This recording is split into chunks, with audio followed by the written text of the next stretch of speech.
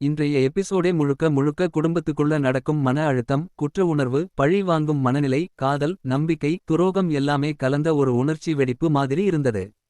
முதலில் ஆரம்பத்திலேயே மகா ரொம்ப பதற்றத்தோட அக்காவிடம் பேசுற காட்சி தான் எபிசோடுக்கு ஒரு டென்ஷன் டோன் கொடுக்குது. சிந்து இந்த வீட்டுக்குள்ள சாதாரணமா வரலை, ஒரு முடிவோட தான் வந்திருக்கா. சிவாவை ஏமாத்தி கல்யாணம் பண்ணி மட்டும் விடமாட்டா, அவனை குடும்பத்திலிருந்து பிரிச்சு தனியா கூட்டிட்டு போயிடுவாளோன்னு மகாவுக்கு ரொம்ப பெரிய பயம்.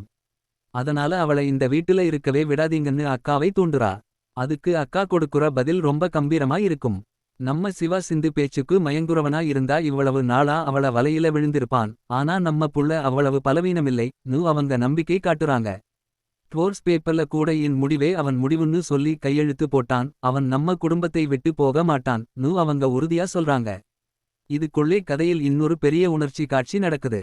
பைரவி முன்னாடி வந்து மன்னிப்பு கேட்குற அந்த பெண், அவள் சொல்ற ஒவ்வொரு வார்த்தையும் மனசை நொறுக்குது.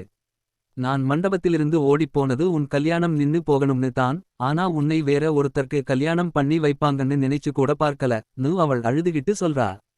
அவள் ஒரு முட்டாள்தனமான முடிவால இத்தனை பேரோட வாழ்க்கை சிதறி போயிருச்சுன்னு அவளுக்கே அவள் மேல வெறுப்பு. ஆனா பைரவி மனசு முழுக்க வேதனையோட வெடிச்சு பேசுறா. நான் இழந்த வாழ்க்கை திரும்ப கிடைக்குமா? கிடைக்காது. அப்போ நான் என்ன தவறு பண்ணேன்? உன் சுயநலத்துக்காக நான் விருப்பமில்லாம ஆறுமுகத்தை கல்யாணம் பண்ணிக்கிட்டு இத்தனை நாளா நரக வேதனை அனுபவிக்கிறேன் அவள் சொல்றது ரொம்ப கனமான உணர்ச்சி. இனி நம்மிடையே அக்கா தங்கச்சி உறவு முடிஞ்சு போச்சுன்னு அவள் முற்றுப்புள்ளி வைக்கிறா. அதுக்குள்ளே அந்த பெண் இன்னொரு பெரிய முடிவு எடுக்குறா. ஆறுமுகத்தை ட்வோர்ஸ் பண்ணிட்டு பெங்களூருக்கு போய் தனியா செட்டில் ஆகப்போறேன்னு சொல்றா. அது பைரவிக்கு இன்னொரு அதிர்ச்சி.